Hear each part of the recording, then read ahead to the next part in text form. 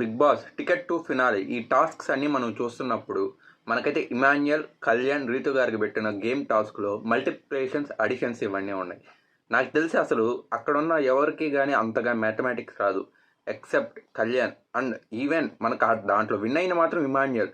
అంటే జిల్లా పరిషత్ స్కూల్లో చదివి విన్ అయ్యాను అన్నాడు. అంటే 4 6 24 అని కానీ ఒక గేమ్లో అయితే, అంటే ఒక దాంట్లో.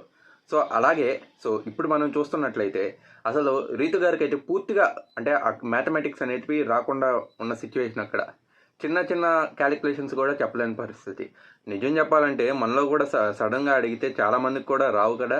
సడన్గా అడిగినప్పుడు చెప్పడానికి అదే సిచ్యువేషన్ అక్కడ అయిందనమాట. సో అదైతే చాలా ఫన్నీగా అనిపించింది. ఆఖరికి బిగ్ బాసే ఒక 2 3 క్వశ్చన్స్ అడిగి వాటికి ఆన్సర్స్ సరిగ్గా చెప్పలేని పరిస్థితి. అందులో ఒకటి 13/13 అంటే 1 జార్ పోయినట్లు అలాగా.